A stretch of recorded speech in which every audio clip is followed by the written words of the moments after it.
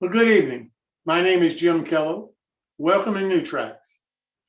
This is a show where mentors help modelers build.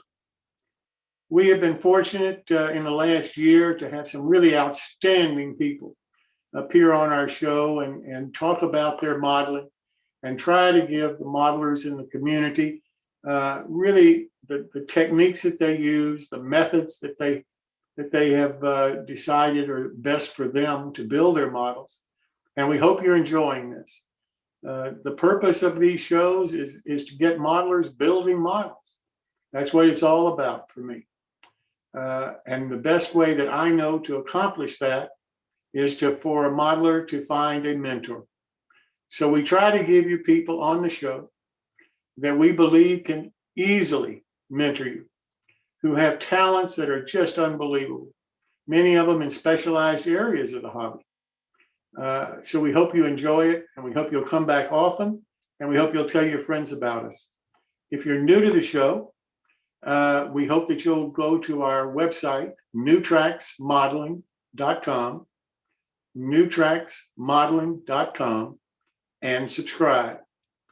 You'll get an email if you'll confirm your subscription for that email. Then you will start getting notices of all of our future activities and our meetings. If you're signing up, if you're subscribing fairly close to the time that we're going to have a meeting, my email is listed on the website. If you'll send me an email, I will send you the link for the next show. And then beyond that, you'll get the emails automatically from the website. We also have a forum on our website. And the purpose of the forum is to get your comments and your ideas. All of the comments and ideas that you send in come to me and me only. I guarantee I'll answer every one of them. I've got to find out what you think of the show, what you think that we should be doing on the show that we're not doing, and what you'd like for us to change if we're doing something that you think we can improve. No comment is too small, and we really would treasure hearing from you, because you're the people that we count on to try to make the shows as meaningful and beneficial as possible. We need a lot of help for the shows. People that we have done a yeoman job of getting the shows going, keeping them going, breaking up the show into segments that we can post on YouTube, so you can easily find segments of the show you'd like to see again, or maybe for the first time. But it takes a lot of effort. Many of them have been here for a long time. They need breaks. They need little things done. These are not huge jobs in some cases, but any help that you can give us would be most appreciative. It's the only way that we're going to be able to continue the shows for any period of time. We just paid for another year of YouTube. The show now has been on for a year, twice a week. And that's something to say about the people who have committed to volunteer to help produce this show. So we need your help. I can't emphasize this more. If you think well of the show and you want to see the show continue, we need your help. Simple as that. Now I've got a few announcements that will be posted on our website, but I think they're important, and I'd like to tell you about them this evening. Martin Breckfield, MMR, has decided on the old kit that he's going to build. You may remember that I started a new section calling Remember the Old Kits. Well, what he's going to do is a kit that I've never heard the manufacturer. I didn't even know that this existed in the hobby. The manufacturer is Van's Car Shop. And Martin is going to build the kit of an 1890 postal car. And I think that's going to be fascinating to see. So make sure that you pay attention to our website, because that's where we'll be posting when Martin is going to start that build. Then I found a gentleman that I can't thank enough, Bill Lubert. On September the 4th, Bill is going to build a kit that I have built many of and enjoyed every one that I ever built. He's going to build a quality care kit. And I can't thank you enough, Bill, for doing that. Then in November, and that's going to be on September the 4th, you're going to start doing that. Then on November the 6th, Bill is going to build for us a lowball 060 switcher. This will be the first locomotive that anybody has built for our show. Some of you have said we'd like to see a locomotive be built. Well, this is your chance. And Bill, again, thank you so very much for wanting to do this. Clark Cooning, as you know, is stepping forward again. On December the 1st, he's going to be building a Banter kit. They have decided, he and Bill Banner have decided that he's going to build the warehouse kit that Banter produces. It's in HO, S, and O scale.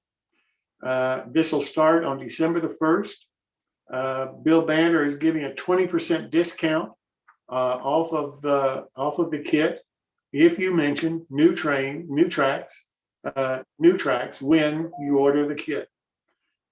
He's also, for the people that show the model that they built after they have built the model with Clark during the My Bill session later, he's going to give them the winner of the raffle, the one person that has shown the kit that's the winner of the raffle, will get a 40% discount on the next kit of his that they buy. And I really want to thank Bill. That's awfully nice of him to do, and we really appreciate it. I found, thanks to a modeler who viewed the show, an electronics corporation called Jameco, Jameco. I'm not familiar with them, don't know that much about them except what I have been told. But I have written them and told them that we're interested in trying to put together some electronic projects that we can show how to build using the actual electronic parts. And I've asked them if they would package a package of electronic parts, wire and so forth, that we could offer to modelers who want to build along with the people, excuse me, that would do the electronic build on the show. I have not heard from them. I only sent the email yesterday, but they offer what they call an educational discount. And my email to them said, in effect, that we would hope that we would qualify for their education discount and that they would be interested in working with us. So we'll find out and I'll let you know. But if that's possible, then I think this may be exciting.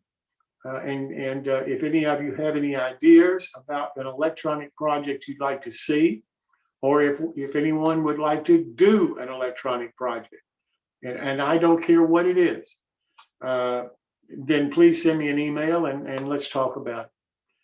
Now, as you know, on the 22nd of May, Rick Hunter and Maureen are going to do their 30-foot King Trust build along. And Rick is here this evening and would like to talk to you about it a little bit. Before he does, I want to make sure that I announce the thanks to Al Collins of Ultimation. Al is giving a 10% discount off of his Sandy equipment to any of the modelers who have ordered or are ordering the build along from Rick and Maureen Hunter of the 30-foot King Trust bridge. So if you're interested in that, all you have to do is call Al, tell him that you've ordered the bridge from Rick, and you'll get the 10% discount. Al, I want to thank you so much for doing that. I really do appreciate it. And now let me turn it over to Rick for some comments about his upcoming My Build. Rick? Hi, everyone. I hope you're doing good this evening. I want to talk a few minutes about our build along. It's coming up on May 22nd. It's going to be 8 sessions that are a half-hour long, give or take a little bit, depending on what section you're on and glue time, dry time, all that stuff. The registrations are coming in pretty good. It's amazing how some are N, some are HO, some are S, and some are O. So we got a really good mix going across to do all this. I wanted to show you exactly what we are building. The 30-foot King Post Bridge. This is what the end scale looks like. This is what the HO looks like. And this is what the S scale looks like. And this is what the O scale one looks like. I could put the G and F up there too, but it's too big for the screen. We're really going to try and have a lot of fun doing this, okay? We've done this many, many times over the years, especially for this design. We always have a lot of fun. It doesn't matter what your level of modeling is. It's right from the beginning, beginners right up to the seasoned modeler. We try and have a lot of fun. That's the whole point. And to get something at the end that you can actually use. We have some of our guys who are actually not going to use it for a railroad bridge, but for a car bridge or a walking bridge. And that's fine too. Like what they do for that is if they want for a walking bridge, they actually use a smaller scale than what they usually have for whatever you want. We're easy. Now, each one of these kits, in the kit itself, you can build it to a standard gauge or a narrow gauge. So for the narrow gauge guys, the drawings are there. You just build it on that drawing instead of the other drawing. But we'll see that the first time. Our deadline is coming up for registrations. It's today, because we have to allow a couple weeks before for shipping purposes. We could probably go tomorrow too, because we'll be shipping most of them out Monday and Tuesday. A lot have already been shipped out, but some of them are still going probably Monday or Tuesday, they'll be shipped out. So if you're thinking about it, get off the fence and register, okay? We're really looking forward to it. Okay, back to you, Jim. Thanks a lot. Well, and two, you have to keep in mind that we'll be videoing all of Rick and Maureen's sessions, and you'll be able to go to our YouTube channel, New Tracks Modeling, and view them.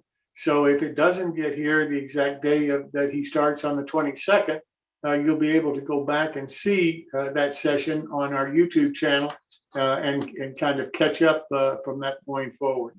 So Jim, I might add that the sander from Al Collins, we don't use that until about the 4th or 5th section, okay? So if anybody was wanting to order that for this project, they still have about 3-4 weeks to go ahead and do that. That's a great point, and I do hope that people will take Al up on his very generous offer for the discount, because he didn't have to do this for sure, and I really do appreciate that he has done it. So if you're thinking about his equipment, like Rick says, you've got plenty of time to order it, as do you have for Rick's kit. So with that said, now I'd like to turn to Paul Thompson for our quick tips of the evening. Paul? Good night, guys. Okay, thanks, Jim. And just let me get my screen up here so I can start sharing. If it'll do it. There we go. Now, where's the screen share? There we go. Okay.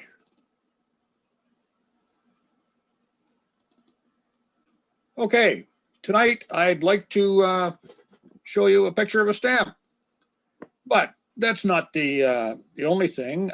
Jim's always talking about crossing hobbies, and I discovered this nifty little trick some time ago, because what you see holding the stamp is a pair of stamp tongs, which are very, very useful for model railroad hobbyists and any model builder for holding decals. They're ideal, they're flat, they don't damage the decals, they give a large area to hold things, and it's just a nifty little tool. Usually very inexpensive at a stamp shop or at a flea market, even that kind of thing, but that's what you're looking for. And these things are just absolutely phenomenally great at what we can do with them. And that, guys, is my tip for the evening. Well, I appreciate it. Thank you so much, Paul. And I do believe in crossover from different hobbies. And I think more and more modelers are sensing that the other hobbies do offer us some benefits. It's just taking a look and taking what we can use and going from there. Now I'd like to turn to Bob Farquhar for his build along of a Blairland kit. Bob, I think is this your last time or next to last time? No, second last. Second to last. Okay. Yep. So Bob, I'll turn it over to you. Okay. Okay, guys. That over here. So this is doing the assembly. Now there's only the 4 main walls and the 3 shed walls here for tonight. So it's going to be a fairly short presentation. So on the concrete base, you got these 6 of these, the thicker, the wood pieces, and thinner ones here for the porch supports. So these ones here, the reason I'm putting them in right now, the instructions don't say that to do right now. But if you don't, you're going to have a hard time getting a square in there to make sure these stand up straight. This one here, I didn't notice at the time and actually fell over a bit and glued that way. But anyway, it didn't really matter. So glue the 6 in here. These are for the shed, these 4, and these 2 here for the rear wall. Do not glue these ones in place. And the reason is when you put the front porch roof in place, the support piece have to sit right on the top of these, and they may be just off a bit. So then you'd be able to pull it up with your fingertips, just force it up out of the hole just a bit to make sure they, be nice and tight against the porch roof itself. So the rear wall to start with, normally if you read instructions on any kind of kit, they say brace, brace, brace. But in this particular case, you don't have to on this one. The reason is there's 2 slots in there for the 2 tabs that would be right here and right here. Now you might have to sand those tabs just a little bit, make sure to get a nice tight fit in there. The support is on here, and then 2 tab pieces. But then you got on the outside here, you got the 2 shed walls going to be attached to it too. So that's enough. You don't need bracing on the inside of this. So for the front, where do they get there? So, oh, that's what, sorry. And there's the shed wall, attached there. Now the front wall does not need bracing as well because it has an inner wall attached to this front wall. And that's for the doors and windows to slip in here. And that provides enough the support in its own, don't need bracing. So just make sure it's square. Again, you'll have to probably sand a little bit of those tabs that go in these slots right here, these front slots. So just sand these a little bit right there and make sure you get a nice fit. So then the side wall, I use a clamp on here because you just make sure it sits tight, and a good bit of glue on the sides here and across the bottom, of course. And this particular wall did not need bracing because I did the wet decal here with the backboard on it, and that backboard provided the bracing support. If you're not going to use that type of decal on there, maybe you have to do a support on the inside. And there's an example on the other wall with a bracing piece in here. So I'll use a thinner piece of this. This is from the fret that he took all the wall pieces out of there originally. And make sure you do glue along this edge here. And when it's dry, then you can put the wall in place, glue it in place. So this is for the roof. I put this picture last week. There's a roof support. This is going to be on the part of the roof, and this goes at the front wall of the building. And these supports have to right here, those porch support posts go right here, and you want to get them tight. So what I did is I put my tarp paper roofing on, and then I assembled these things in place. So then I can put this in place later. This is showing what we're going to be doing next week, but there's what I'm talking about. You want to make sure these posts are right up tight against the the porch roof supports.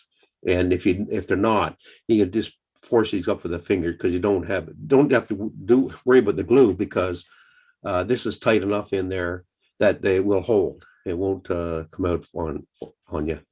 So next week, I'm going to be doing the roofing and the chimney and some detail parts and stuff like that.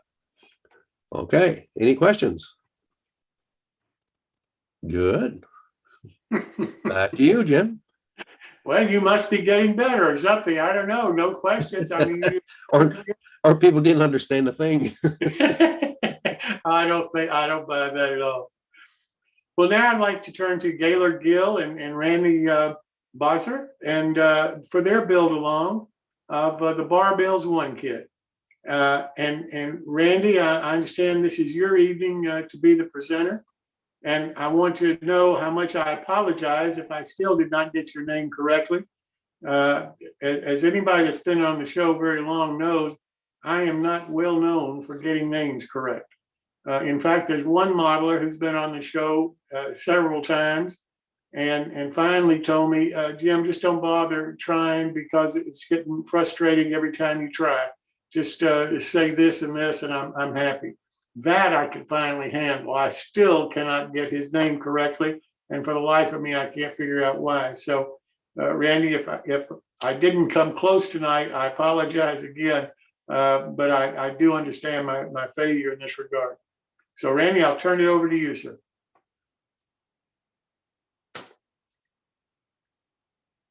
I do not hear you. Okay, that should be better.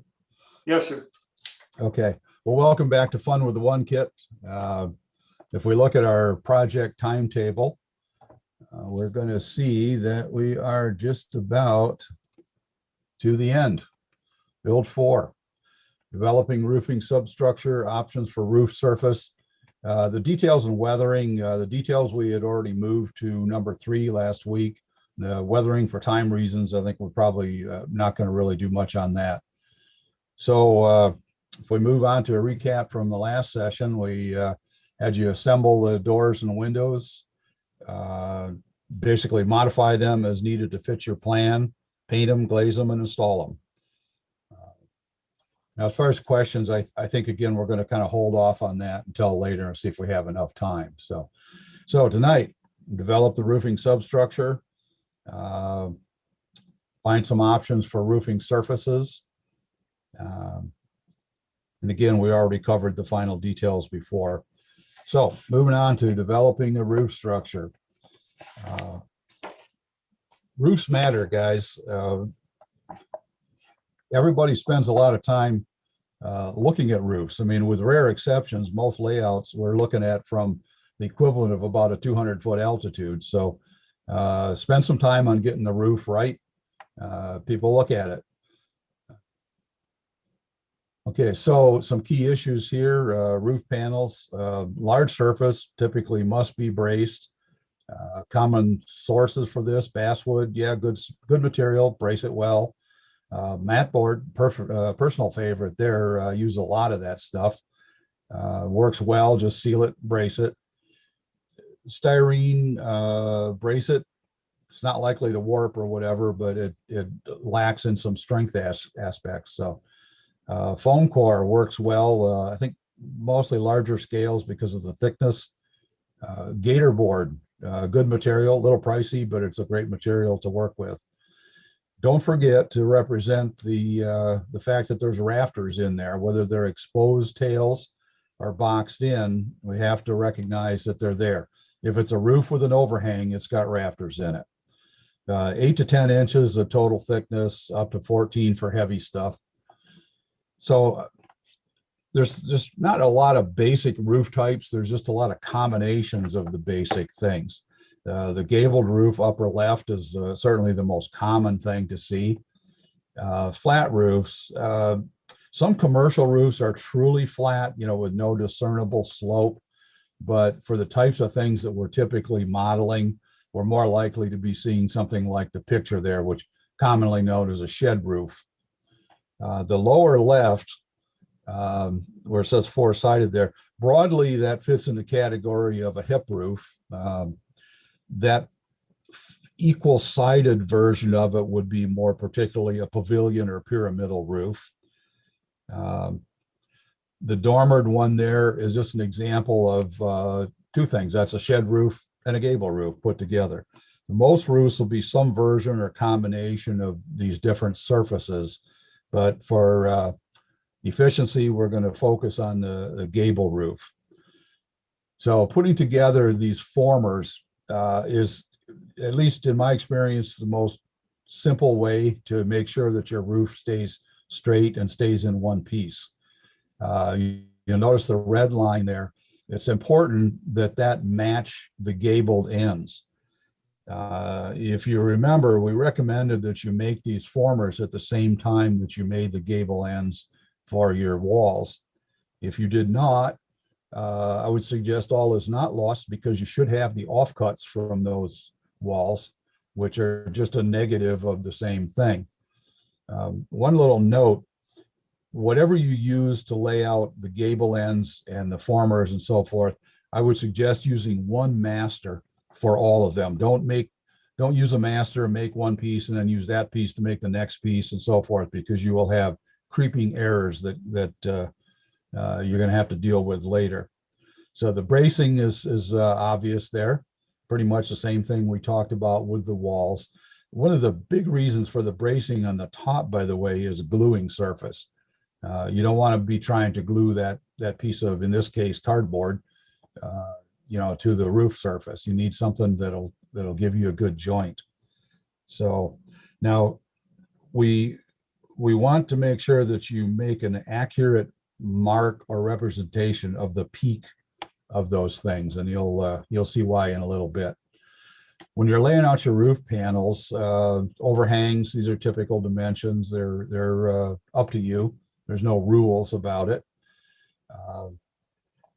The cardstock or file material, another good source of this is, what do you call them? Shirt boxes, I'll call them. Almost everybody has those things around that you wrap Christmas presents in and so forth. So it's a good cheap source of that to make yourself some trial pieces.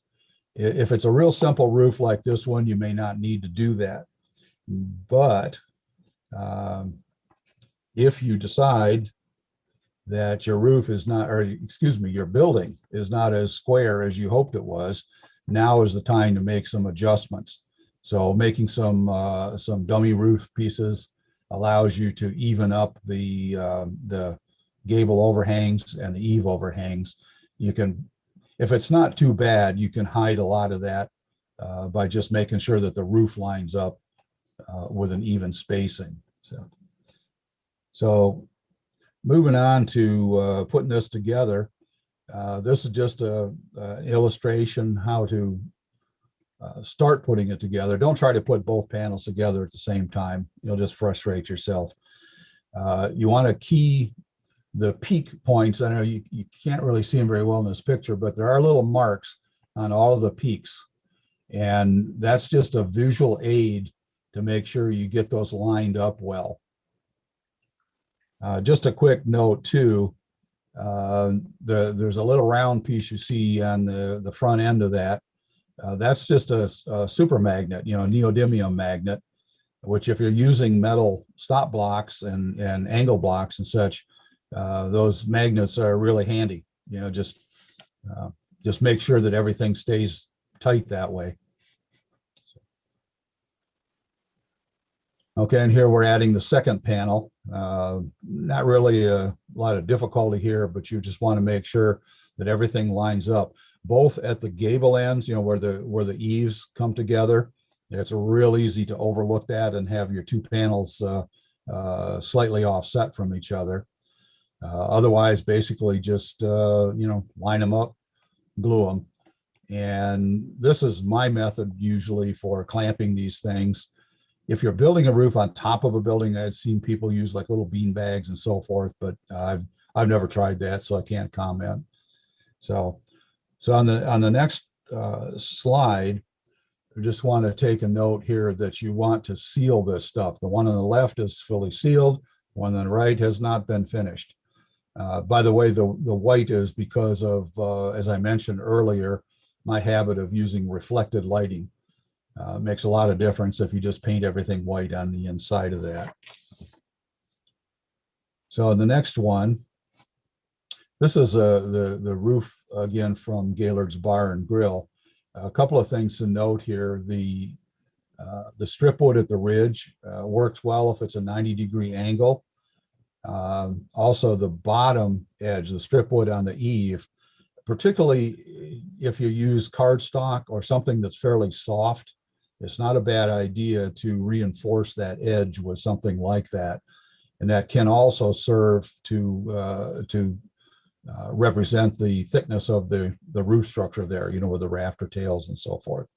So one of the things about that strip wood on the ridge, obviously it works well at a 90-degree angle, not so well when you get other angles. Something I started using some time back is to use a small piece of dowel or rod, depending on your material. It gives you more gluing surface and allows for any angle, you know, it doesn't matter what the angle is, and it moves the gluing surface slightly away from the ridge, so you're not trying to glue together those skinny little edges. So next slide, I'm talking about the rafters again. On the right side, you see an example of the boxed rafters. Boxed rafters are easier, but you just want to remember that you want to represent that thickness again, and you want to develop the trim or fascia design. In both of those pictures, what you're looking at there is not the edge of the roof substrate, but rather a piece of trim that's been glued on. So you want to think about how might that go on, or how are you going to represent that thickness? Now, on the other side, the exposed rafter tails, they do take a little more work, and you see the note there about the chopper. Great method, you know, set up a jig or set up a stop or whatever, and just whack off a bunch of them, and makes it a whole lot easier. But one thing you want to remember on that is that they do add more detail, even though are a little harder. So, okay. Next slide is some important points. Now, some of this amounts to my own personal pet peeves, but we can't really go, for time reasons, too much into valley structures and ridge caps and so forth. So I'm going to just note, as you see at the bottom, there's all kinds of stuff on the internet. And I don't mean about modeling, just, you know, look for the kind of stuff that a roofer looks for, you know, just search for how to flash a valley, or, you know, how to shingle ridge caps. You'll find more stuff than you ever want to know about roofing out there. But just a few salient points here. Valley flashing goes under the shingles. You know, if you do a contest model and you bring it and I'm the judge, you will definitely get dinged if the valley flashing is on top of the shingles. Never, ever done in the real world. Ridge caps, conversely, go over the shingles. That I don't see screwed up quite so often, but the other is pretty common. Now, the chimney and vent flashings are kind of little of both. You know, treat those like a shingle, you know, in that the upper part of the flashing is going to be under the shingle course above it, and the lower course of the lower part of the flashing will be over the shingle below it. Just think about the way the water runs off the roof, and you should be okay. And I think the next slide just illustrates some of those points. You see the valley flashing here this would be called an open valley, and this is going to represent what most of our modeling would be. Then the ridge cap on the other one, a little bit unique to standing seam metal roof there. We'll see. I think there's another ridge cap photo later on, but then the vent flashing, I think, illustrates pretty well, you know, how you put that in so that it looks right. Again, think about the water, it runs downhill. So on the next one, just now we're going to just show some examples of typical types of materials. This is not a 3-tab shingle, but it's a diamond cut shingle, but it's just ordinary shingles. Now, to my shame, when I pulled this picture up, I realized that I did not finish the chimney flashing. So ignore that, please. The valley material here is, again, probably not a good example because this is a style of valley that is probably not going to be seen until about 1970s or so. So again, if we're doing typical modeling era buildings, probably don't want to do that. But if you're doing contemporary modeling, very much a real possibility. Also, the ridge material on this one is done to represent wood structure built on top of there. Very unlikely, again, in most of our time frames. This would be, you'll see this like late 1800s, maybe early 1900s, but not much after that. So the next slide, we'll go to corrugated metal. Basically, this lends itself really well to sort of grungy look, you know, the outbuildings on a farm, things like that. The following slide, I think, what do we have? Oh, we have rolled roofing on the slide. Interesting point here. This particular one represents a one-piece ridge cap, which on rolled roofing or tar paper roofs actually would be prototypical. It would be acceptable. Generally not used on a shingle roof, like a 3-tab shingle. They would not be done with a one-piece ridge cap. The material itself for this, representing the roll roofing, this was done with a texture paint from, I think, Rust-Oleum, if I remember correctly. It's a medium texture, and then there's several other paint layers put over it. But the important thing is it gives you that texture, which I think you can fairly well make out in the picture, that looks like a shingle. The next one is tar paper. Now, I just want to make a point here. Again, it's a bit of a personal peeve, but tar paper and roll roofing are not the same thing. Tar paper is something that would be rarely ever used actually on a roof. You know, maybe for the very lowest dollar shack, or maybe a tool storage building or something that wasn't expected to last very long. On the porch roof, you see an example of why it wasn't expected. Tar paper is literally that. It's just a heavy paper with an asphaltum impregnation, whereas roll roofing is pretty much the same stuff as a 3-tab shingle. You know, it's asphalt shingle material that's just all in one piece, not cut into tabs. So just be aware, it's not the same thing.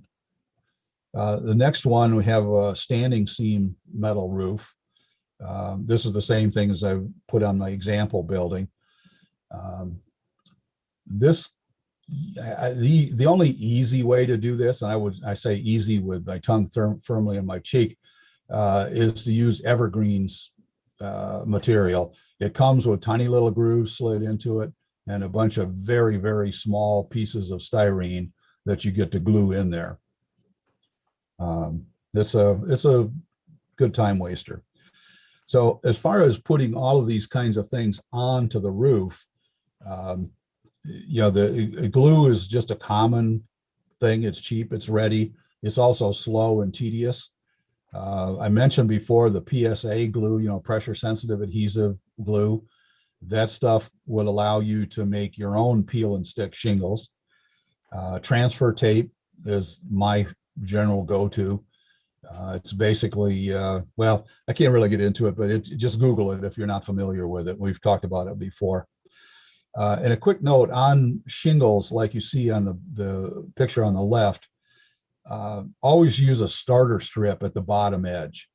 If you don't, you'll have a funny looking roof, because the bottom ones will lay flat on the roof substructure and the others will not, and it will show. So adding the roof details, as you see in this picture, making holes for the chimney and the vent, I suggest that you do those holes in the substrate first. And then once you've laid all the roof materials on, go back and carefully, you know, cut them out to match the hole that you already made. Also, as long as we're talking about this, think about where these things go on a roof. Be careful about where you put a chimney coming through a roof, for example. You know, think about what's inside that house or that building, and what would be logical. So on the right-hand side here is an example of something that a chimney that's both inside and outside, a little bit different approach. But again, you're going to have to cut both the roof and the wall to deal with this one. This will basically represent a fireplace, with the chimney exposed. So on the next one, we're just talking about weathering. This is Gaylord's bar and grill roof again. Just a little dry brushing. Get some variation in colors.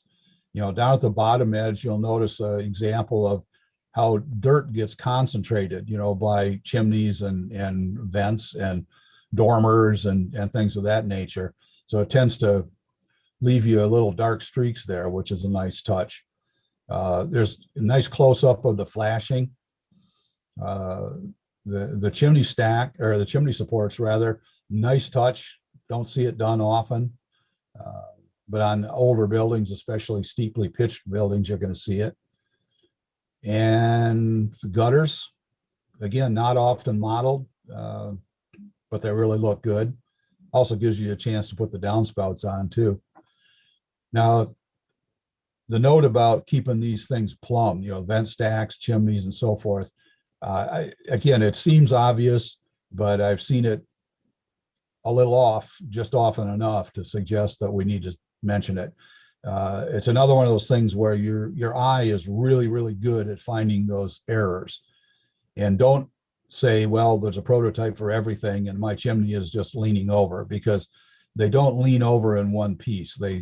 They start cracking and falling apart. So anyway, that's pretty much the wrap for this. This is, I hope, is your goal from where you should be on May 29th. This is the semi-finished minus some details and weathering and so forth position of the example building that I've been doing. Same thing, different angle. So in the next slide, just a reminder of your next assignment, to complete the structure in time to show it at the May 29th session. Finished or not, we really want to see it. And you do have to show it, finished or not, to qualify for the drawing, for the raffle. It's $25 gift certificate to any bar mill structure that you want to buy in the future. So as always, the last slide has our email boxes. And if you want to have any questions answered, feel free to shoot them to us. That's it. That's a wrap. That's all, folks. Are there any questions for Randy or Gaylord? I didn't mean to end that quite so soon. There was a point in there that we would ask that anyone that does have a model to share on the 29th to send an email to Chris, and let me get that back up for just a moment. That he'll reserve a spot for you.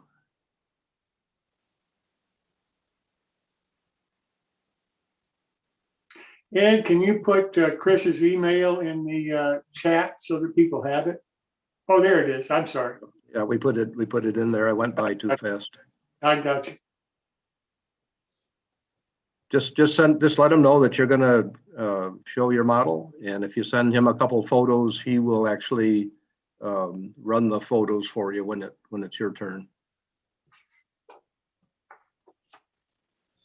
So if there are no questions, we'll close it out. But there really is a lot of stuff on the internet, and I wouldn't. I'll reiterate what I said before about not just looking at modeling stuff. If you really want to get it right, look at the one-to-one stuff. Look at the all the videos on roofing and so forth. There's just so much stuff there that we just don't have time to cover here in this application. So.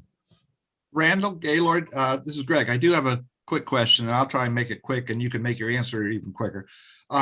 Just recently, I was doing a shake shingle type roof, and I had looked at pictures online, and they seem to show that the shake shingles cap they'll kind of alternate, overlap them. Yes.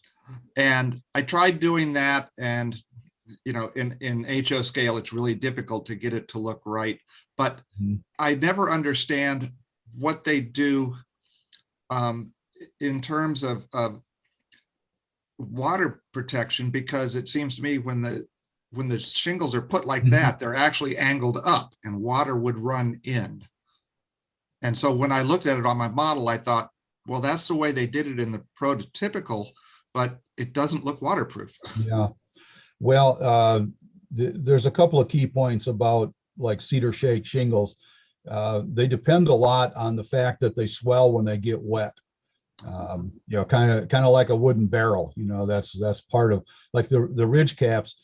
I'm guessing what you're referring to is if we're looking at one pitch of the roof, that ridge cap is made out of two pieces, and one side overlaps the edge of the other side of the roof, and then the next one they'll alternate that. Is that what you're thinking about? Yes, they do, but Yeah. as they're also covering the next one, they actually get angled up a little bit.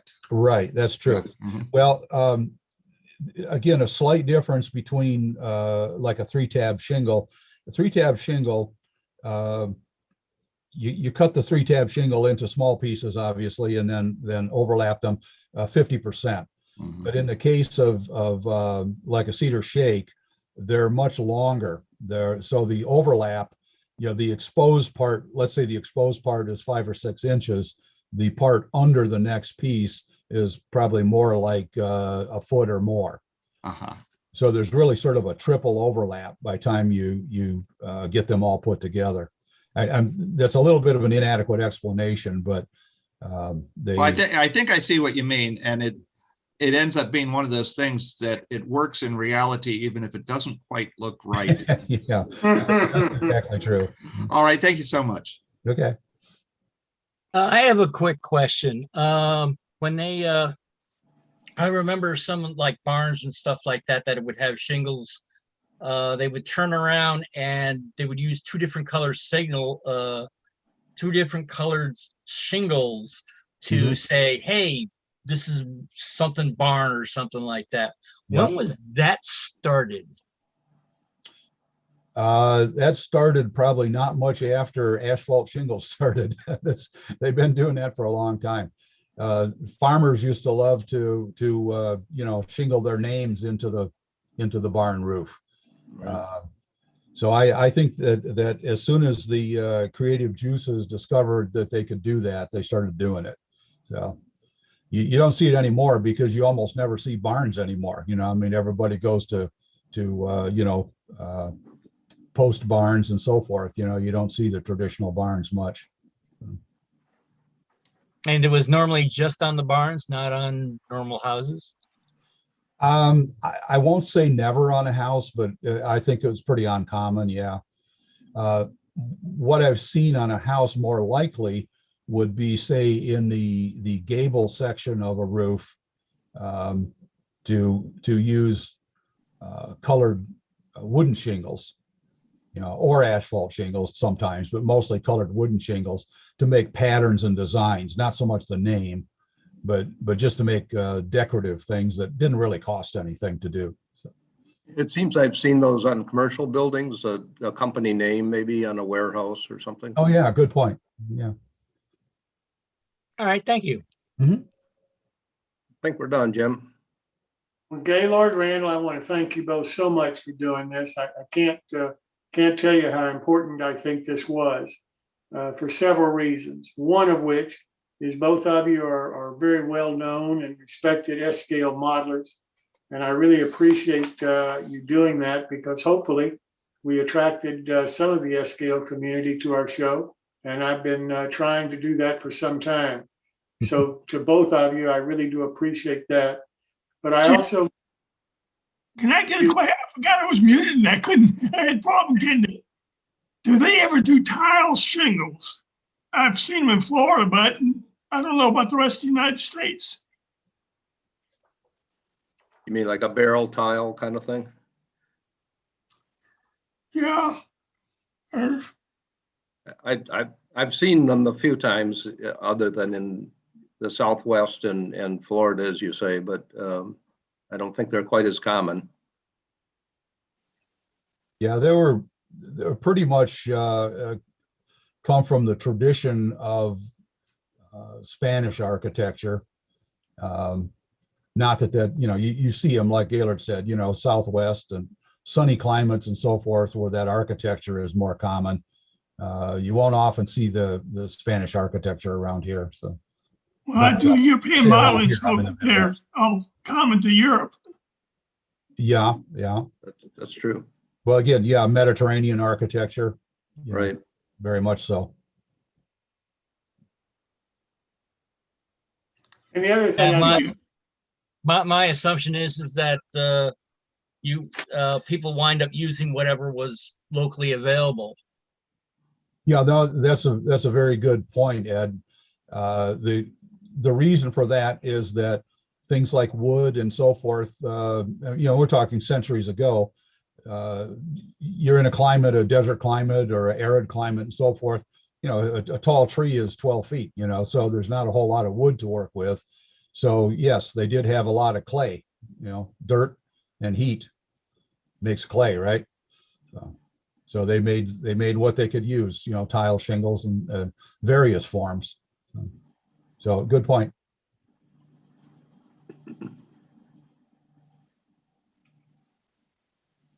So Randy, Gaylord, the other comment that I'd have is I really appreciate you doing the Bar Mills 1 kit. Because again, scratch building is something that many modelers don't even consider. And trying to do something with the Bar Mills 1 kit is about as close to scratch building as many modelers will get. And I really do appreciate you taking on that challenge and doing it. Thank you again so much. And I look forward to May the 29th to see everybody's model that you helped them create. Thank you again, both of you. Yeah, it's been fun. Now I'd like to turn to Dave Silvernail for his scenery segment on rocks and weathering. Dave? All right. Let's see how I can get this thing started. There we go.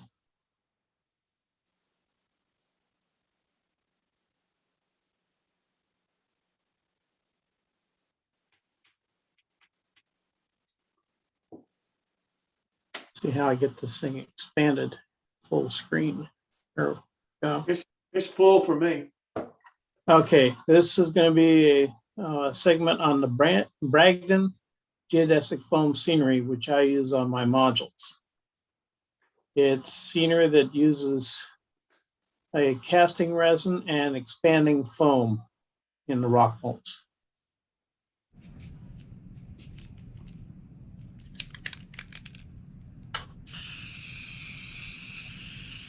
What you're watching right now is me painting with white lacquer paint the mold. The white lacquer is used as a mold release. Got to get every bit of it covered.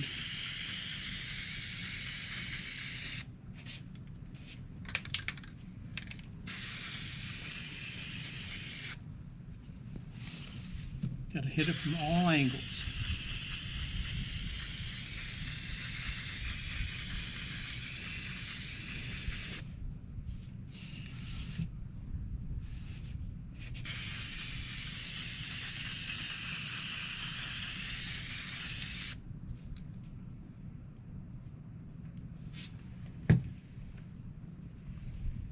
Lacquer dries real quick. So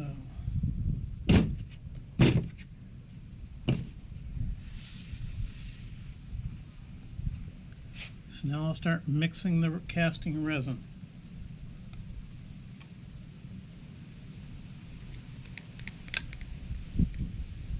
Dump equal parts of the A and the B resin into a cup.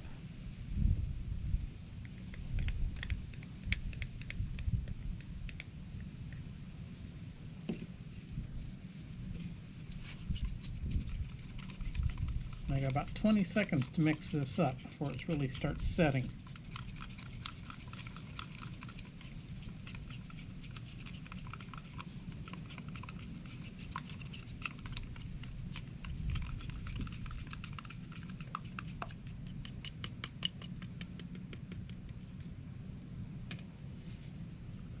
So now I just pour real quickly.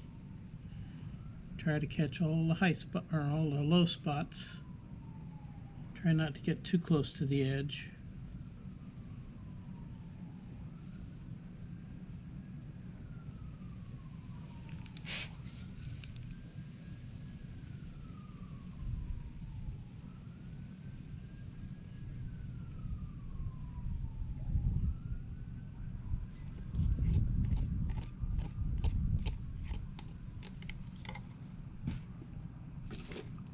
Now I just take a cheap brush and just start painting the surfaces with the casting resin.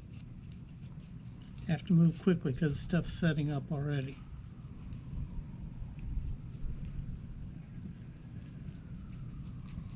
Just need to get the high spots painted.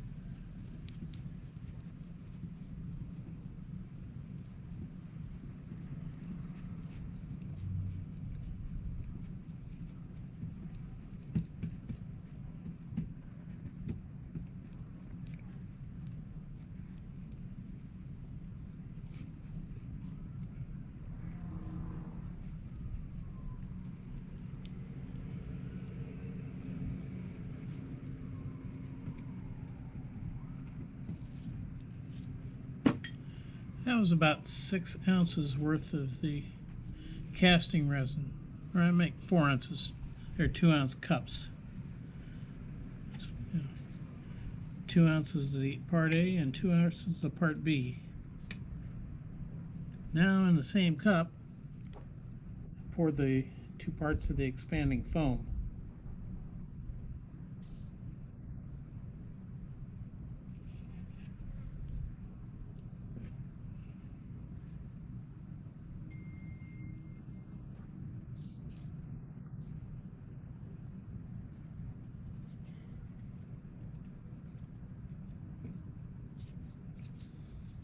Now with the expanding foam, as I mix it up, it starts as an amber color and turns into a kind of a creamy off-white. You have to mix it thoroughly. Make sure you don't have any streaks of color in it. Just have to scrape the sides and scrape the bottom and get it mixed.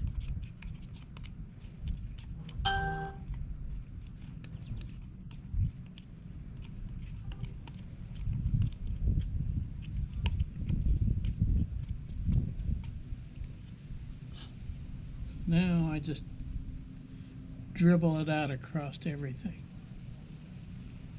moving quickly. Not try to put too much in any one spot. The foam increases to 43 times its volume.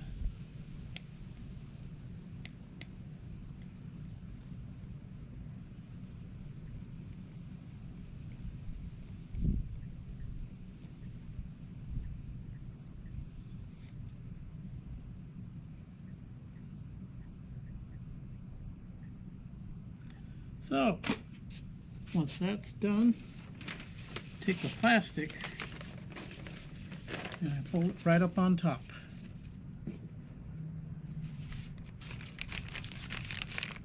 And then I just start moving it around so it all comes in together.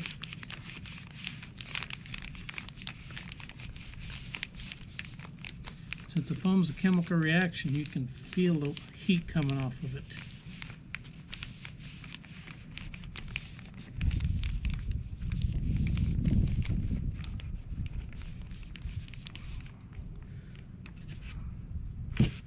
So now it's a waiting game. It's going to be about 20 minutes and this thing will be ready. When it's ready, that plastic will peel right off of the back of the expanding foam.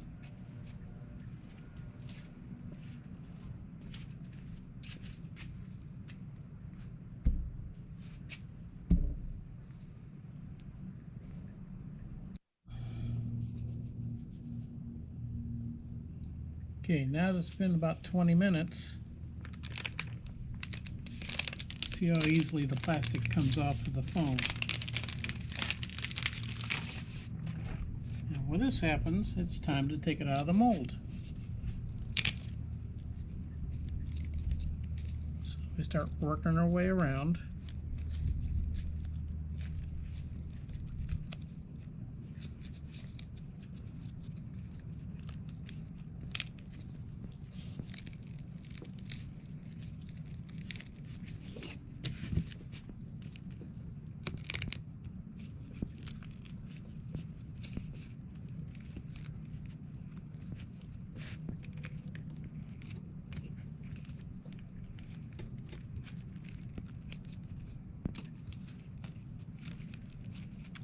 Pull up all the edges first.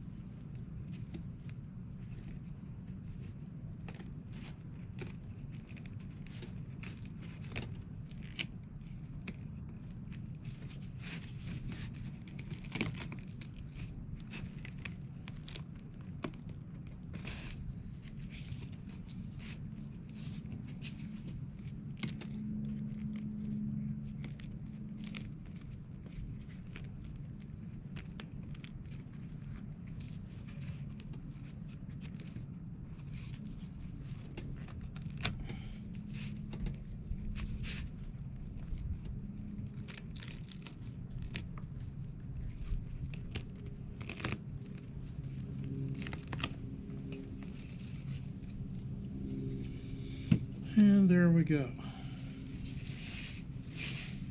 A little thin.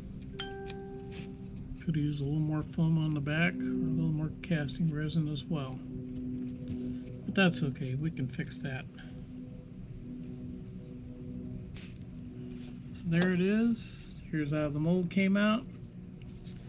With little bits we can pull out afterwards. Clean this off and be ready to pour again.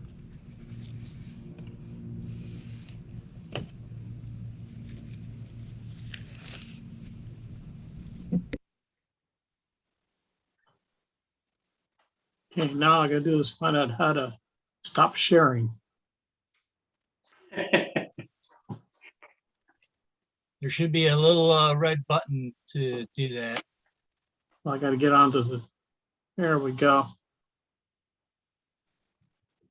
All right, I got a few more things to show, so let me first of all get rid of the, oh, is it virtual background.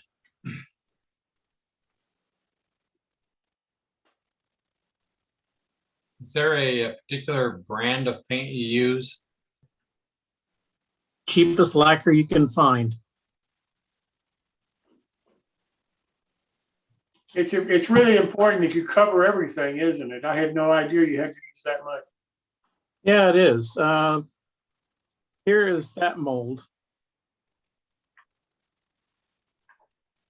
And it is a bit on the thin side, but that's okay.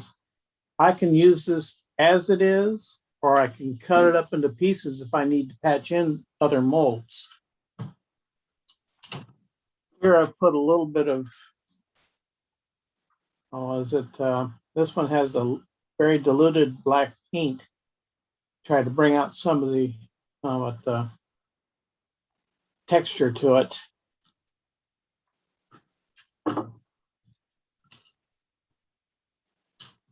I've got a couple other molds that I did the day before, smaller casting.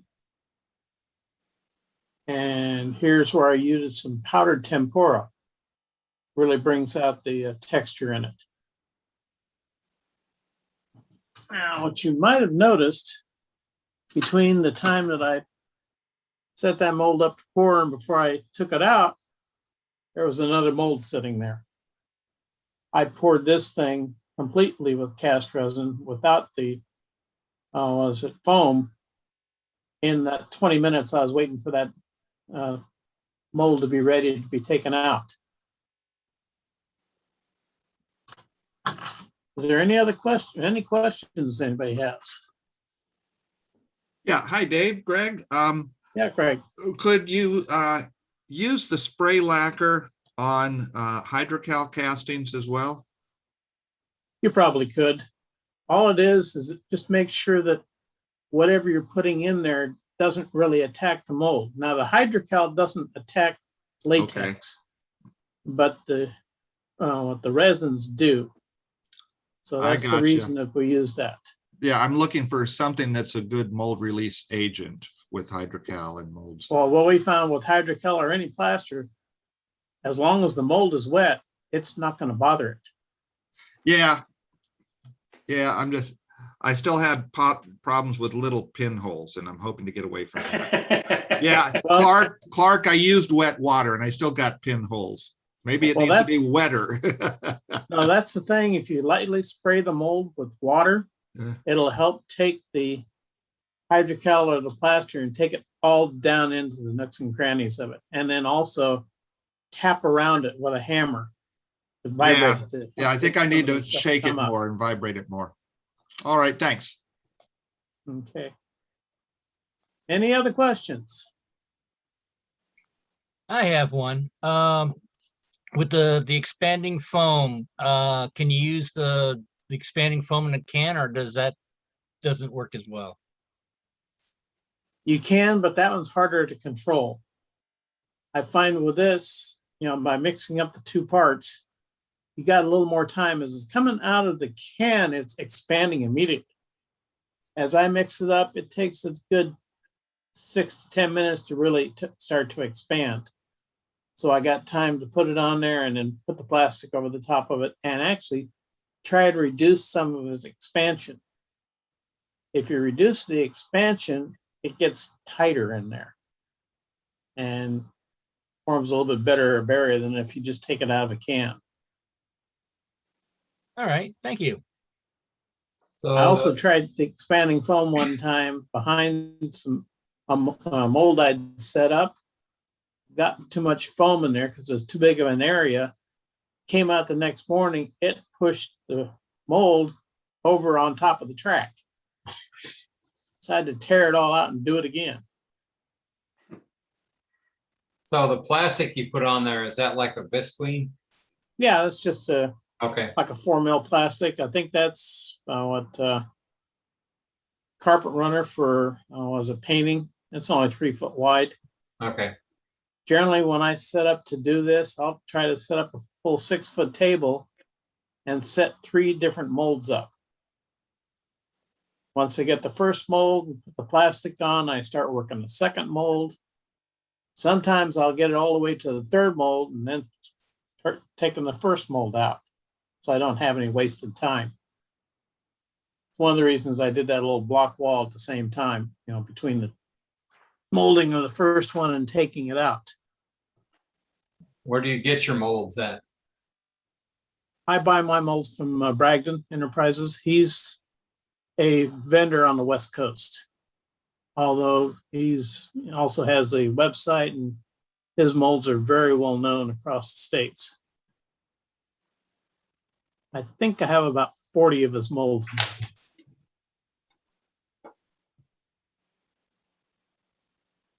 But being in modular railroading, weight's very important, and his geodesic scenery, the bigger mold I have here weighs about 1.5 ounces. Do that in plaster, to weigh about 1.5 pounds. So it's quite a difference. And I find it has better, I have better structure coming with the resin than I do with the hydrocal. So once you take it out of the mold, it's pretty well set then. Actually, no. In hydrocal it is. In the resin, I can take a heat gun and get that thing warmed up and make it pliable again. I can even do it a couple of years down the road. Really? Yes, this stuff is very forgiving. If you don't like the way it is, you can heat it up, you can move it around. Lots of different things you can do with it since it's a resin. But it is quite a bit more expensive than using hydrocal or plaster. I noticed you were using a spray bomb. I just wonder if you're doing that outside in well-ventilated area, or just what do you do? I generally spray the molds outside, but for casting, I can do it inside. There's a little bit of odor to it, but not bad. Tap Plastics has some of the same materials, the cast resins and the expanding foam. They just have, they stink more than the stuff that Bragdon sells. He gets his resin special mix and sells it like that. He's been at it a long time. I've been using his material since 2009. And he was doing it almost 10 years before that. Does he have a Canadian distributor now? I don't think he does. I'm not even too sure he has an East Coast distributor. I know there was a fellow who was from the West Coast who went back and hit the big shows on East Coast with his materials. But I don't know if he ever got an East Coast distributor for that. So basically all you can do is go to the Bragdon Enterprises website and find out.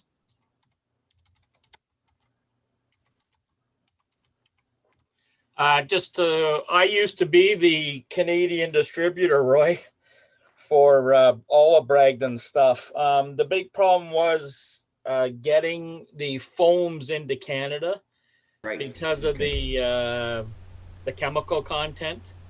I used to go over and bring in I hope no customs guys are listening. I used to bring it over myself through Buffalo, but I didn't do it too much because the risk was just too high and it wasn't worth it. But for my own personal use, I used it. And but I used to have the rust sent in. I sold it to all the hobby shops basically in Canada at one point. And but as Dave said, it's Joel, I think, is primarily the only place you can get it. There was a guy, as Dave said, that was selling. I met him in Train Fest one year, but I haven't seen him since. So it's probably just Joel. Yeah, I believe it's just Joel. He's got an excellent line of weathering powders. I use that as well. He just is an artist and has found these materials and has been able to mix some of the materials to make it work, and just it's excellent. But the other thing is the Tap Plastics, or you have, it's not really a hobby shop, but it'd be craft shops that deal with the plastics and the polymers. We'll have resins and expanding foam that'll work in the Bragdons or any of the latex molds. The one last thing that Joel has is his Magic Bullet latex elixir, which basically helps preserve the latex molds. I only have to spray them about every 4th or 5th time I mold. If I run my hands across the mold and it feels like a thin layer of Vaseline on it, it's good. I just throw the paint in there and go. If it's a little crusty or it's feeling kind of stiff, I use his Magic Bullet on it and it's ready to go. And that's true of almost any latex mold.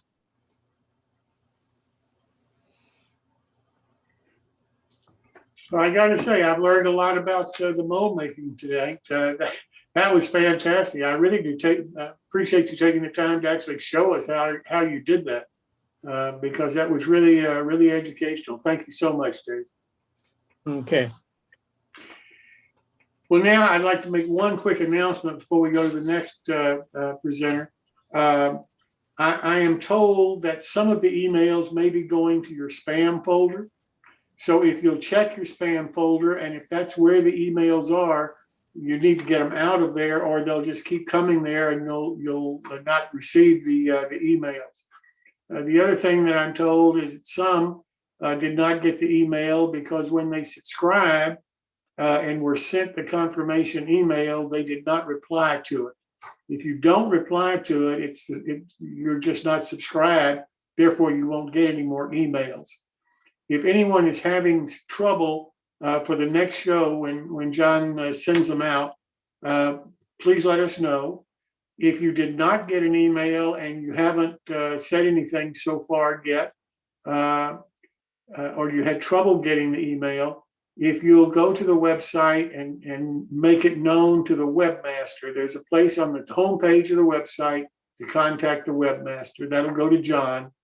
And when you do that, then he'll make sure that whatever the problem is addressed, and you'll start getting the emails. And I hope nobody has a problem anymore, but you never know. So now I'd like to go back to Bob Farquhar. Bob is going to talk to us about how he developed his sawmill diorama. I really think you're going to find this fascinating. And Bob, I appreciate you doing this evening. Thank you. Okay. So this is a HO scale. It's from Sierra West, based out of Texas. Brett Gallant is the guy whose name that owns it. This is called Twin Mills. It's a whole series of different kits he has for logging. This one, it's a limited run. They're sold out, so you can't get any more unless you get off the internet. This side here is the old mill, and this is going to be the newer mill. That's the idea of it. And it has a long log pond, a dynamite shack, and a little boathouse thing here. This is the rear of the kit. This is the old mill here, new mill on this side, and this is this side here, the right hand side of that's what we're looking at there. So what I've done is I took all the pieces of wood, separated them all out. I used a brass bristle brush and card file and stuff like that, put texture into each piece of wood. It didn't individually. And then I sanded them, I carved in knot holes, cracks and splits and so on. And then what I did, then I stained them. Well, I used his weathering stain, his idea. It used a 20 ounces of water, half teaspoon of black India ink, 1 teaspoon of roof brown poly scale, and 1 teaspoon of poly scale oily black, and 1/4 teaspoon of railroad tie brown. And mix that up, and then put in these little bins. And then I put the wood into all these different bins, and I left it in there for like some of them are like a couple hours, and the other ones are like 8 hours, the other ones 12 hours, and up to about 16 hours. And then you get different colors of oh, sorry, different colors of shades of the stain. So most of the building is done that way. Like, it took a long time to get that. Now the kit says they want a 3 foot by 3 foot diorama or space to build this. I want to build this in a particular area, so I built my 4 foot long by 2 foot wide, and using a 1/2 inch plywood. This just set resting on top of my the area was a car ferry terminal over here, and which I'm changing around. So then I use this 1/2 inch blue styrofoam. It's going to be the log pond is going to be in this area. And then this is going to be the mill is going to be over here, the new mill here, old mill here. And so I'm stacking up the styrofoam. So this is put the glue on there. I'm going to be flipping it over, put some weights on it. There's a second level of it here. And these are all pieces out here. These are all part of a open pit mine ahead. And this just sitting here for the time being. And so then I started with the old mill walls, and what I did on each individual piece of wood, I used a terry cloth towel and put it in a warm white acrylic paint, craft paint, and then rolled it on each of the pieces individually. You can also use the same idea using a grout sponge if you like. And so those are the 4 walls for the old mill. This is going to be the back wall. I'm sorry, this is the side wall. There's going to be a boiler house going here. This is where the sawdust comes out. And this is the right side wall, that rear wall here. And this is the front wall. The logs will be coming up into this opening. So this is then assembled. I put a fuller in here. Now this thing on the kit was not for having detailed interior. So I made a floor for it. I wanted my interior detailed. There's where the logs will be coming up into here, and then of course be a saw and so on over here.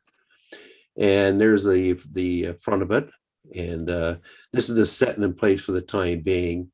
So for the log pond, these little wood walls are built in here, timber walls. So this is what's going to be going to look like. There's going to be a log pond here with a creek coming in through here to feed the water into this pond, a little trestle over here. And the track would be coming in through here and stop right over here. Another track will be coming down this side to hold the empty log carriages. And so now this is the roof. Now, because the interior is going to be detailed, I wanted to have the roof removable. So I spent a lot of time making this. This is all board and batten siding, each board done individually. The slab pieces will be coming out of this chute coming into a slab bin. And this is where the sawdust will be coming out with the conveyor. The kit has a conveyor coming straight out towards you. And I didn't want like that idea. I made it differently. Scratch built this so the conveyor go this way. There's a backside of the roof.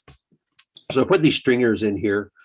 Glued them down to some wax paper, and then laid board in there, glued them together beside each other and also to these stringers.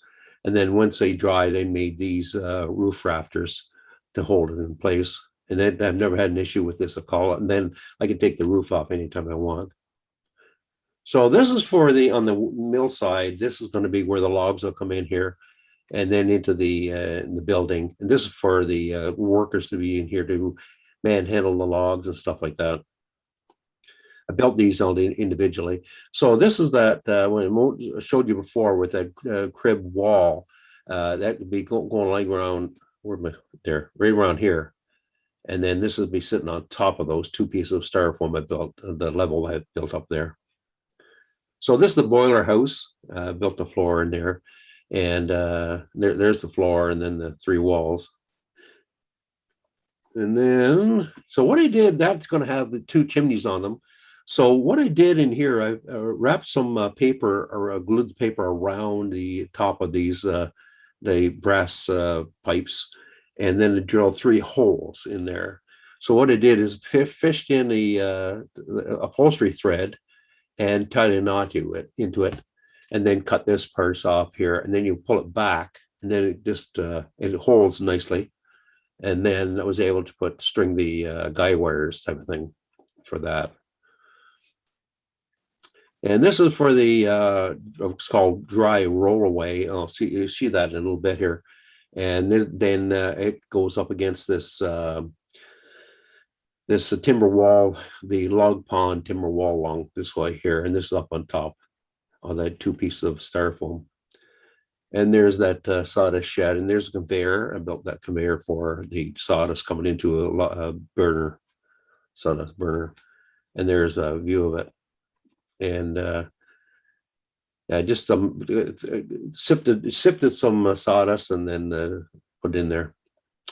And there I made my scratch built a sawdust burner from Michael's had these Christmas or like a cone type of thing. I clipped off the top of the cone, painted black. And I put some I-beams in here. I ended up taking them off later on. And the top of it from a tea strainer. And that's what it was like, what it looked like when it's finished.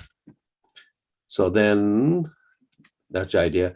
Now I didn't have the space on the diorama for this. Was originally going to put a sawdust burner in there, but I decided to do that later on. So that's easy to add later. And this is for the new mill. Those are the walls, and this is going to be outer wall.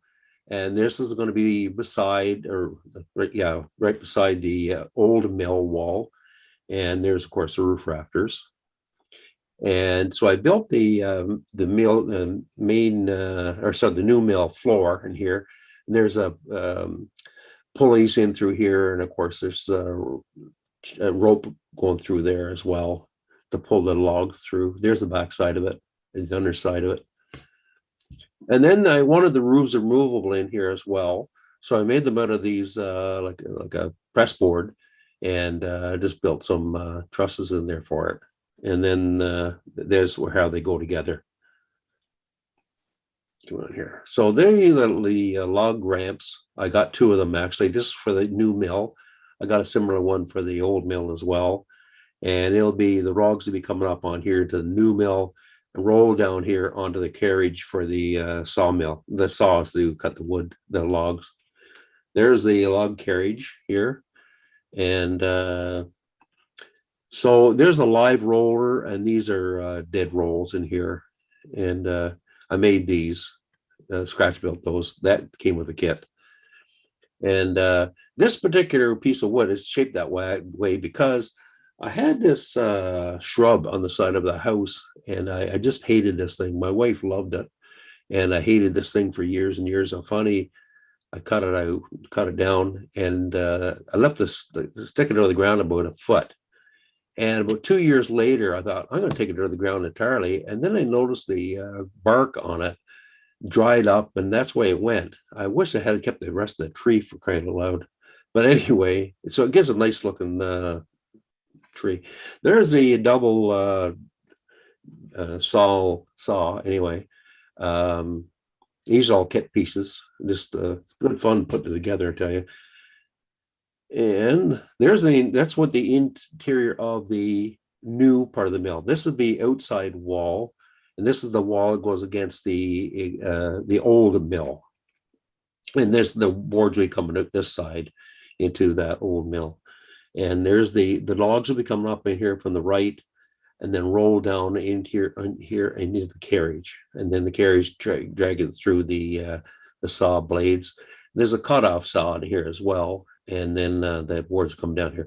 That board wouldn't be there, but what the heck. So there's an interior, like looking down on it. There's sawmill, like there's for the saw sharpener. This guy be up in here. And so there's the outside of the wall of that new mill. Again, the logs will be coming up this side, go onto the carriage here, and be dropped along here. You can see the chain or the cable here. There's a pulleys to be able to draw this thing around. And this is for the shorting shed, goes in the back of the old mill. That's in the back of the that mill wall. And This is going to be a slab bin in here. The idea then, this conveyor here that hold the, I showed you on the roof earlier, that conveyor would bring the slabs, drop them into this bin. They can open the chute up here, and then you can get, so that goes into the boiler for wood source. There's what it looks like. And this piece is just sitting in here by just loose, and then this roof here comes off, and this one comes off. Then this main roof come off as well. And now doing the log, this one here, this is the log brow, and so on these pieces here, all I did is took the dowels, these ones here as well, this little piece of dowels, and then I put them in a pencil sharpener, get the tapered end down here. And then, of course, that's for the logs will be rolled onto this and down into the pond is the idea. Now these have to sit in there into this piece of dowel here, all three of them. And you have to carve a little dip on each one of these. So I used built like a burr on my Dremel and just made a little cavity in there for them. So this is going to be the hoist house. This is the hoist here. And the idea that when the log car comes in through here, and then the cable goes around there, and when it lifts up, this hoist house will lift the logs onto the log brow and jump it into the pond. Is the idea. And this is just for holding wood and whatever else. Now this is for the boathouse. There's the base of the boathouse, and I have this roof removable as well because the interior is detailed as well. And the back of it is detailed just in here. So that roof's removable, so you can see inside here. So this is for the Dynamat shack. What I was going to do originally was have this totally destroyed, a piece of wood laying around. It was an incident with the Dynamite, the shack, but I thought, what the heck, we might as well put it together anyway. So, and there's a walkway around the boathouse and the Dynamite shack. And this, now I have this sitting over this over here right now. I end up putting it over here. But there's the old mill with the ramp, log ramp going up in here. There's a new mill with a log ramp in here. There's a fair bit of distance in between the base of this one, like where the logs will be in here, and because the water is going to be right up to about this height all the way along through here. It's a fair bit of water. So what I end up doing is take all the pieces of logs that I had from shrubs around the house here, and just put them on a little piece of dowel here. And then I realized it's going to cost a tremendous amount of money for the water type of thing, using the whatever. Anyway, I ended up using plaster and using just Paris plaster, and just put a chocolate color paint in it and as a mixture, and they end up with that. That's when I realized it's going to still be a lot of expensive water to put in here for the height I need. I didn't pay attention to this at the very start of this whole thing. Otherwise, I would have redesigned it to be a lot shallower. But since it was stuck with this, I didn't like this. Because this thing is a tremendous amount of water with the plaster, and of course the paint, it takes about a day or two to dry. So the next day I got looking at it, I didn't like it. So I was able to remove it all. So I scraped out what I could. By this time I had a green kind of color paint in here. I kept out as much as I possibly could. And then I was able to put in more plaster and cut these logs down shorter. Each of the little dowels I had holding the logs in place, I made them shorter, so it wouldn't need as much water. Now, when you do this, geez, I'm trying to think of the name of the water texture stuff. Envirotex? Yes, thank you. Geez, I couldn't thank you, Greg. and the jelly has a lot of bubbles form into it. So what I tried is one of these cheap dollar store little bottles, And I just slowly poured the mixture, A and B mixture, into here, and let the bubbles settle. Just jiggled it, just like shake it for a bit.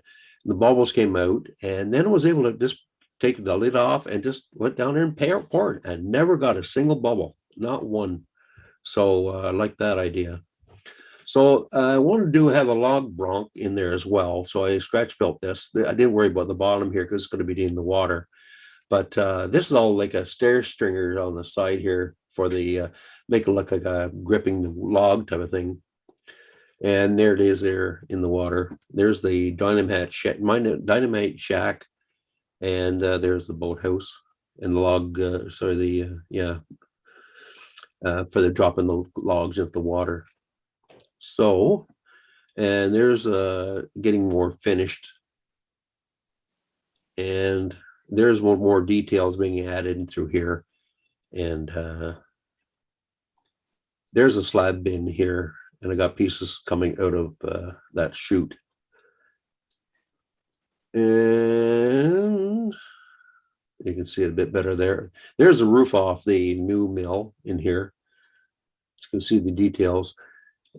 And there's a side view of it all. And this little train in here, there's a log train. It's a separate thing you can buy from him. And I built this up. The caboose didn't come with it. But at the time, Ottawa had a regional convention, Anna Marie convention, and called the Bobber. And the nickname for Ottawa is the Bytown. So they called it the Bytown Bobber. So I scratch built this thing because you would never have a bobber with a cupola on top of it. But I thought it'd be kind of funny doing that. And I entered it anyway and I won. Anyway, got the bobber award. But inside here, it's all detailed up as well. And so, and that's it. Any questions? Good. Yeah, Bob, how do you have so much knowledge of the workings of sawmills and stuff? You obviously know all the little things that go on inside them. I know. I've got about 7 more dioramas of logging stuff around, and I just want to get into logging and mining. I ended up doing an open pit mine, and when I got it all done, I built it 2 feet below the surface of layout, and they had the roads coming up to the surface, and all kinds of airs, everything else. So I thought, okay, that's enough of mining. And I took that apart, and then I thought, I want to get into logging. And so I just kind of went through some books and internet and stuff like that. Yeah. Well, that's a beautiful model you made. I mean, there's no question about it. I mean, the detail that you put in there is just phenomenal. Yeah. Although when I was doing the pouring of the plastic wasn't bad on the log pond, but the virotex, of course, it'll seep anywhere. And I had a dam built up at the end of it, and where the creek comes in, and to feed the log pond. And it didn't seal. I did not see that it did not seal properly. It ended up all across my floor, my hardwood floor. And so it was quite a scramble. So anyway, we got that all cleaned up anyway. Yeah. Anybody have any more questions for Bob? Yeah, another question. Yeah, great. That little trick that you used, putting the A and the B of the Envirotex into a squeeze bottle and then waiting for all the bubbles to come up. How long did you go, and were you worried about it actually starting to harden in the bottle? No, it actually only about 2 minutes. It was actually like a knife, like an end of a knife blade, or not the blade, but the handle. Just tapped it. You use a screwdriver or whatever. Just give it little taps, and there wasn't many bubbles either. And but it didn't have to worry because it takes about another 2 days before it dried anyway. Because I had so much of it in there. I didn't do shallow layers. I did 1/4 of an inch type of thing. So well, that's a good idea. I can't count the number of creeks and rivers and lakes that I've been blowing across to get all the bubbles to come to the surface. And yeah, I was really surprised. It really worked well. It did not a single bubble. I'll try that on my next one. Thanks. Now when they put the nozzle down by the base and I started squeezing it out, that like actually pushed the Envirotex over to the areas I wanted to go to, make sure it got in everywhere. And because it was the submerged type of thing at that time, it really didn't give it an opportunity to put bubbles out anywhere. So There's it worked really well. I was really surprised. There's a couple of ways of doing that. I've used just huffing on it, but it takes Yes. a lot of huffing. Or Oh, you can yeah, just yeah. use a heat gun a little bit away from it. And Yeah. they recommend, Envirotex recommends using like a propane torch. And I just couldn't get my head around using Well, especially on a wood, Yeah. like a sawmill, I don't think it's a good idea. it. Yeah. And so I just used a heat gun at a nice distance, like 6 or 8 inches away. Okay. Not too much heat, and it just kind of drew it all out.